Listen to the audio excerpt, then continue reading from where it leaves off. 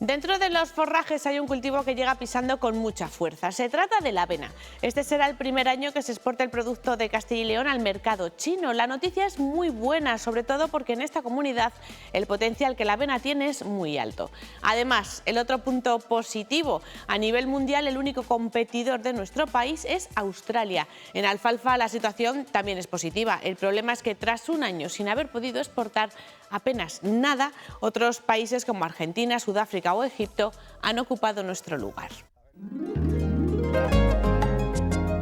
Muy tímidamente el forraje de avena se está haciendo un hueco en el campo de Castilla y León y se está convirtiendo en una alternativa al forraje habitual, marcado principalmente por el cultivo de alfalfa. Cuando exportamos alfalfa, lo que estamos exportando es fibra, porque la alfalfa tiene fibra y tiene proteína. Pero la proteína, hay otras fuentes de proteína, como puede ser la soja, incluso puede ser más barata que la proteína que aportamos con la alfalfa. Pero sin embargo la fibra es 100% necesaria y por eso la alfalfa pues tiene esa demanda a nivel mundial. La avena incluso es una fuente de fibra mejor que la de la alfalfa, porque tiene azúcares y es una fibra muy apetecible para el ganado.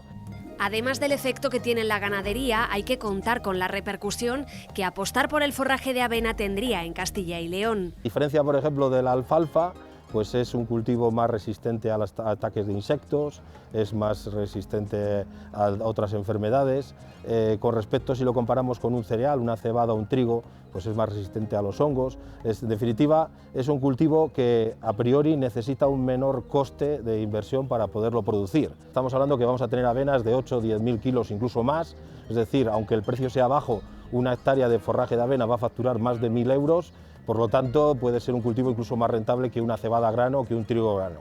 En Castilla y León se siembran 80.000 hectáreas de avena, la mitad va destinada a forraje. El cultivo tiene buen desarrollo en el campo, pero además también cuenta con mucho interés por parte del mercado asiático. Para vender en Asia se ha necesitado un proceso de homologación que llevábamos 4 o 5 años, lo conseguimos, o sea, estamos homologados para vender avena en China en el año 2022, lo que pasa que tuvimos la mala suerte que la primera campaña que íbamos a vender en China sería la campaña 23, que fue la pasada, y nos encontramos que teníamos muy poca avena por la sequía y a un precio muy alto. Entonces habíamos generado unas expectativas en Asia que al final el año pasado no las pudimos cumplir porque no teníamos producto. Este año, para nosotros, este año es el año de inicio de la exportación de avena de España a Asia, a China en este caso, que es un país que incluso ha demandado hasta 400.000 toneladas de avena y lo está comprando solo en Australia. Motivos por los que esta será la primera campaña en la que el forraje de avena de Castilla y León viajará hasta Asia. Hasta allí viajarán paquetes como los que están viendo en sus pantallas, paquetes de 400 kilos envueltos en rafia y que llegan dispuestos a competir con el producto australiano. La diferencia entre el producto australiano y el español se encuentra en que allí el secado se hace al sol, mientras que aquí se deshidrata. Un punto que juega a favor del producto nacional. El punto negativo lo encontramos en la cantidad de azúcar soluble al agua que tienen allí y el que se consigue aquí. Un factor que marca la calidad y fija el precio. En Australia el tema de la avena lo tienen muy estudiado y entonces tienen dos tipos de avena, la que tiene más de un 20% de azúcar y la estándar que tiene un 12 o un 14% de azúcar. El objetivo es llegar al 20% de azúcar, porcentaje con el que el forraje de avena tiene un precio superior.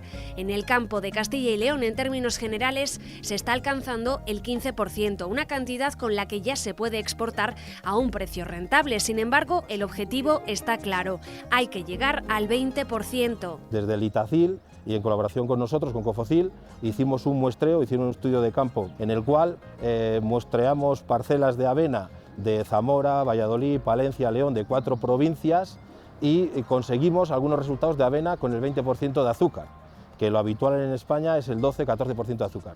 Tenemos ese potencial, es decir, podemos producir avena con un 20% de azúcar, que eso tiene un valor añadido muy interesante para el agricultor y sobre todo para la comercialización.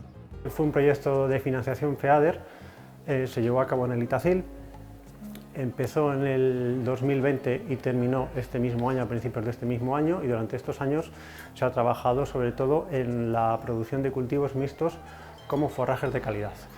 Se han evaluado entradas del banco de germoplasma para evaluar la biodiversidad agraria para ver cuáles tienen un mayor potencial. Se han evaluado junto con las empresas del sector, hemos evaluado ensayos de bandas para ver el comportamiento forrajero en cuanto a calidad de lo que hay en el mercado. controlado en diferentes momentos de siega.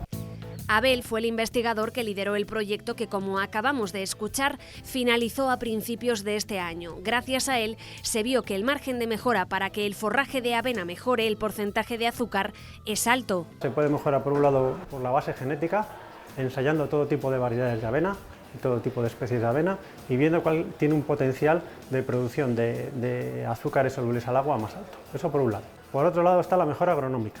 Y ahí hay que trabajar muchos aspectos como elección de la parcela, densidades de siembra, fechas de recolección, fertilización, etcétera, que inciden también mucho en lo que es la calidad de la avena forrajera. Si se mejora la calidad y se aumenta el precio, la rentabilidad del agricultor será mayor y con ello la superficie del cultivo de avena en Castilla y León se verá incrementada.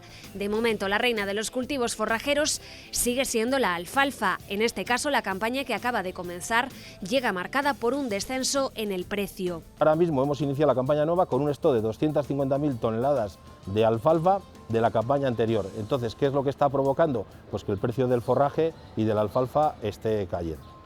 Un stock que viene dado por todo lo que ocurrió durante la campaña pasada. En ese momento la sequía hizo que las previsiones de cosechas se redujeran y con ello los precios subieron.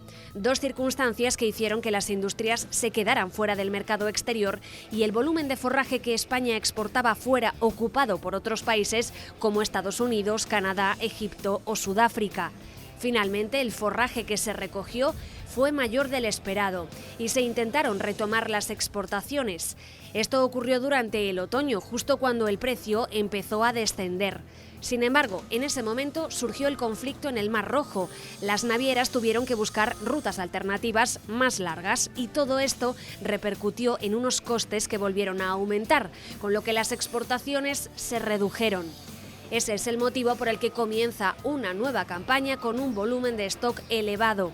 El precio está bajando y el trabajo en el campo parado debido a la humedad que presentan las parcelas. Tenemos mucho volumen de forraje en el campo. Lo que ha provocado esas lluvias es que apenas hemos podido segar el primer corte. En esta zona del primer corte de alfalfa de secano y regadío hemos segado más o menos un 20 o un 30%.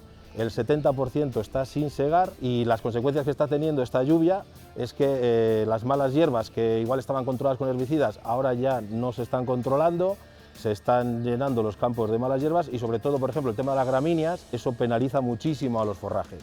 Entonces ahora mismo tenemos la situación de que tenemos un volumen muy alto de alfalfa, pero de una calidad muy inferior a lo que esperábamos.